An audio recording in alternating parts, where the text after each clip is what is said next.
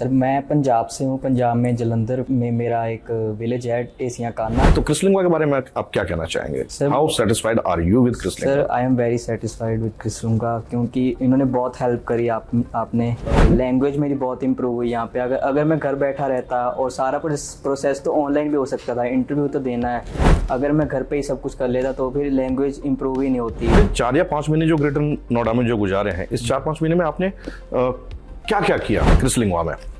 पहले सर हमने base wise से B2 से स्टार्ट करा था। क्लासेस लगती थी हमारी, सुबह होती थी बेकरी ट्रेनिंग क्लास और सेकंड क्लास थी B2 की क्लास। और बहुत सारे ऑनलाइन मतलब टास्क से उनसे बहुत सारी हेल्प मिली, तो बेकरी क्लासेस में ये सब करा। तो ये बेकरी की जो फाक लिटरेचर जिसको बोलते हैं उसके लिए या फिर B2 के लिए आपसे कोई एक्स्ट्रा चार्ज यहाँ पे लिया गया? सर कुछ नहीं, एक्स्ट्रा कुछ नहीं। Alright.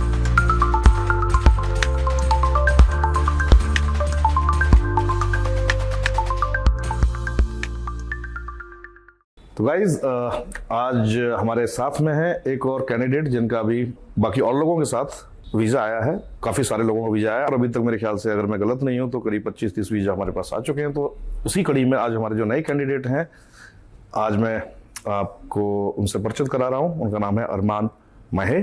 अरमान, कैसे हैं आप? बढ़िया सर। क्या चल रहा है?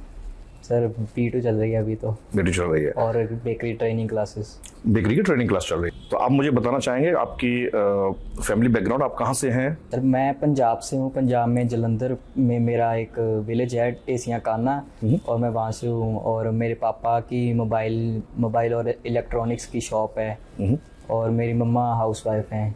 ओके। एंड अगर मैं भाई बहनों की बात करूँ तो आप अकेले हैं? मेरी छोटी बहन है एक, वो अभी स्कूल में है। स्कूल में है? हाँ जी। यानी कि लड़के आप इकलौते हैं? हाँ। ऑलराइट। तो आपने जर्मन क्यों सीखी?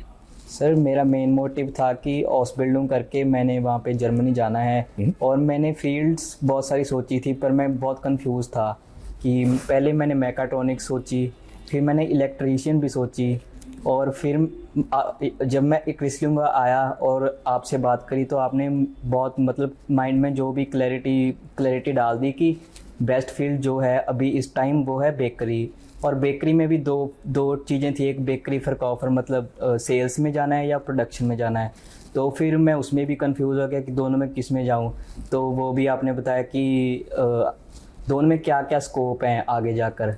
प्रोडक्शन में हम अपनी बेकरी खोल सकते हैं, और मतलब मास्टर बेकर भी काम कर सकते हैं कहीं पे भी जाके। और जो सेल्स है उसमें हम कहीं भी सेल्समैन लग सकते हैं, सेल्स मैनेजर बन सकते हैं फ्यूचर में। राइट। हाँ। तो क्रिसलिंगवा के बारे में आपको कहाँ से पता चला? सर मैंने पहले बहुत सारे इंस्टीट्यूट और बहुत सारे मतलब एजेंट्स का पता करा। और पहले तो मैंने पंजाब में बहुत घूमा फिरा, लुधियाना, अमृतसर, ऐसे बहुत सारी जगह घूमा और बहुत सारे एजेंट से मिला, पर मतलब वो इतने सही नहीं लगे मुझे, जेन्युइन नहीं लगे। तो फिर मैंने एक दिन देखा इंटरनेट पे, इंस्टाग्राम पे स्क्रॉल कर रहा था वैसे ही, तो फिर मेरे ऐड आई क्रिसलिंगवा की। तो फिर मैंने नेक्स्ट डे ही सर को फ़ोन करा और उनसे मतलब बात की, ऑसबिल्डिंग के बारे में थोड़ी और जानकारी ली।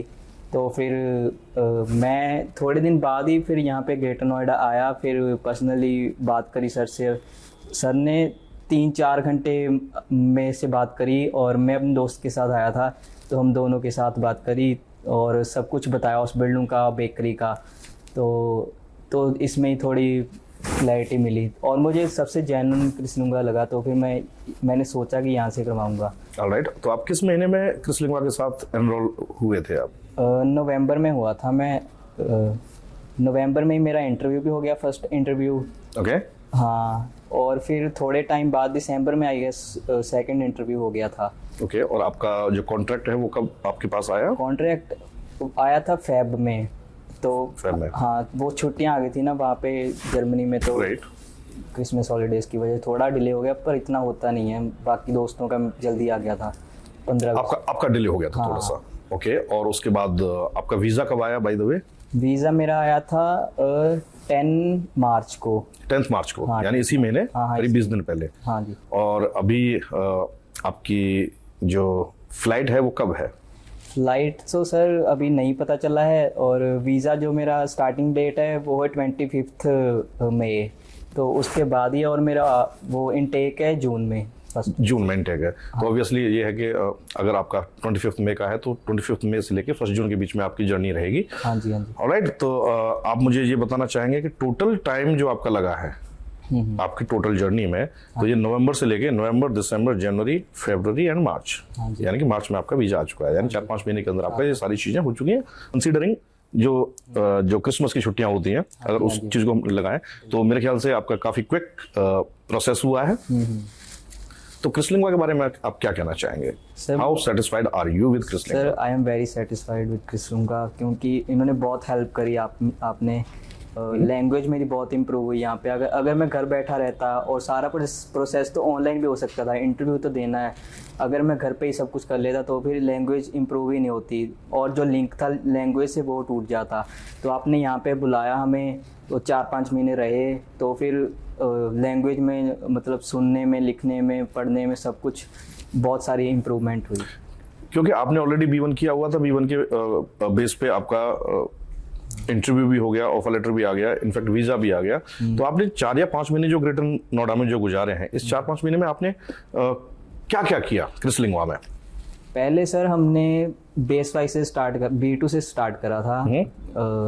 तो फिर पहले B2 2 क्लासेस लगती थी हमारी। सुबह होती थी बेकरी ट्रेनिंग क्लास और सेकंड क्लास थी B2 की क्लास। तो पहले हमने बेकरी की ट्रेनिंग क्लासेस में बेकरी के बारे में पढ़ा और जर्मनी के बारे में पढ़ा, स्पेशली कि उसमें क्या है देश के बारे में।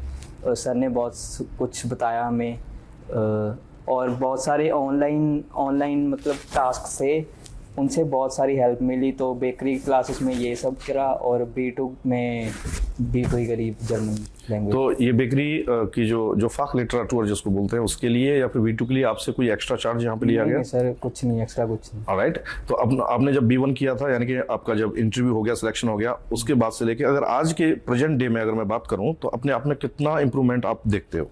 सर इम्प्रूवमेंट तो बहुत हुआ है, क्योंकि पहले इतना कॉन्फिडेंट ही नहीं था जर्मन बोलने में और मतलब सुनने में भी नहीं था कि कहीं मैं गलत तो नहीं सुन रहा कि उसने कुछ और बोला और मैं कुछ और समझ रहा हूँ। पर यहाँ पे आके जैसे हम सारे जो भी स्टूडेंट्स हैं, दोस्त हैं, आपस में जर्मन में ही बातें करते हैं और टीचर्स भी जर्मन में ही पढ़ाते हैं। सिर्फ अगर कुछ डाउट हो तो फिर हिंदी में समझाते हैं, वरना जर्मन में ही बातें करते हैं। तो फिर जैसे सराउंडिंग्स होती है वैसा ही हो जाता है ना इंसान की, सुनने में, लिखने में सब कुछ जर्मन में हो रहा है, तो फिर बहुत हेल्प होती है इससे।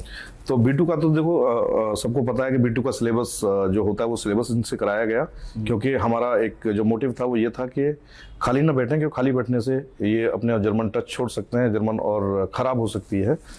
तो B2 का सिलेबस इनसे कराया गया।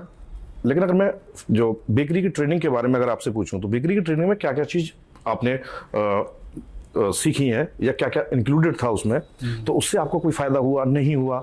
तो कुछ कंटेंट बेकरी का जैसे आप बताएंगे क्या क्या आपने यहाँ पे किया है? हाँ जी सर, बेकरी में सर मेन तो हमने सारी बेकरी के बारे में पढ़ा है। वैसे तो कोई ऐसी जो भी मेन चीज़ें हैं, ब्रेड वगैरह कैसे बनते हैं और कैसे बेचे जाते हैं, कैसे उनको रखा जाता है, कैसे कस्टमर्स के साथ डील करा जाता है, और सारे जो भी वोकेबुलरी है बेकरी की वो हमने पढ़ी और इससे बहुत ज़्यादा हेल्प हुई सर। वरना अगर हम ऐसे ही वहाँ पे चले जाते तो हमें कुछ समझ ही नहीं आना था कि वो क्या कह रहे हैं, exactly. कौन सी चीज़ें कह रहे हैं, कौन से ब्रेड के नाम ले रहे हैं, कौन सी मशीन्स यूज़ कर रहे हैं, हमें कुछ पता ही नहीं चलना था। अगर हमने यहाँ पे पढ़े हैं जो वर्ड्स हैं और स्पेशली वीडियोस देखी सर, जो आपने वीडियोस दिखाई हैं बेकरी की, उससे बहुत ज़्यादा हेल्प मिली कि मशीन को देख लिया एक बार तो फिर पता लग गया ना कि ऐसी होती हैं, और मतलब प्रोडक्ट्स के बारे में पता चल गया कि ऐसे बेचा जाता है, ऐसे बनते हैं, ऐसी जगह पे काम करना है हमें।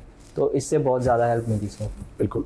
और जहाँ तक मेरा मानना है कि न सिर्फ प्रोडक्ट्स के बारे में बट जो ऑपरेशंस जो होते हैं, जैसे चाहे वो सेल्स वाले हों चाहे वो प्रोडक्शन वाले हों, उसके बारे में भी सारा कुछ इंक्लूडेड था। एंड कस्टमर्स डेफिनेटली किस तरीके से डील किए जाते हैं, how to deal customers. And उसके अलावा जो वाकई सूटाटन यानी कि इंग्रेडिएंट्स हैं उसके बारे में भी आपको बताया गया। इनफैक्ट सुबह जब एंट्री करते हैं, एंट्री से लेके एग्जिट तक आपको वहाँ पे क्या काम होने वाला है, किस तरीके से आपको वहाँ पे एक एनवायरनमेंट मिलने वाला है, किस तरीके के प्रोसेसेस आपको फॉलो करने हैं, ये सारी चीजें शायद उस ट्रेनिंग में इंक्लूडेड थी। तो ये ट्रेनिंग आपकी 3 से 4 महीने करीब आपकी पैरेलल चलती रही है। यानी कि आपका ऑफर लेटर भी आया है, साथ ही साथ ये ट्रेनिंग भी चलती रही है। तो तो जो हमारे आने वाले जो कैंडिडेट्स हैं, क्या आप उनको इस टाइप की ट्रेनिंग रिकमेंड करेंगे? हाँ जी सर, बिल्कुल सर, इसके बिना तो जाना ही नहीं चाहिए मुझे लग रहा है। अगर वैसे चले गए तो मुझे नहीं लगता कि वहाँ पे कुछ समझ लगेगा और ज़्यादा सरवाइव कर पाएंगे। तो बेकरी की ये ट्रेनिंग तो मस्ट है, मतलब बेकरी नहीं, अगर किसी भी फील्ड में जा रहे हो Exactly. तो उसके बारे में पता होना चाहिए। उसकी एटलीस्ट 70-80% चीज़ें तो पता होनी चाहिए, वोकेबुलरी और कैसा होता है वहाँ पे सब कुछ, वो तो पता होना चाहिए। तो फिर ट्रेनिंग तो मस्ट ही है सर। बिल्कुल। तो काफ़ी अच्छा लगा आपसे आपके व्यूज़ जान के। हाँ जी। जैसे कि आपने बताया कि 25 मई से आपका वीज़ा है और 1 जून से आपकी ज्वाइनिंग है। तो जैसे ही हमें एम्प्लॉयर्स की तरफ से जो डेट्स हमें मिलेंगी आपकी जर्नी की, हम आपके साथ शेयर करेंगे और नेक्स्ट पार्ट में हम आपसे मिलेंगे एयरपोर्ट पे। हाँ जी सर। तो तब तक के लिए all the very best. Thank you sir. Keep in touch.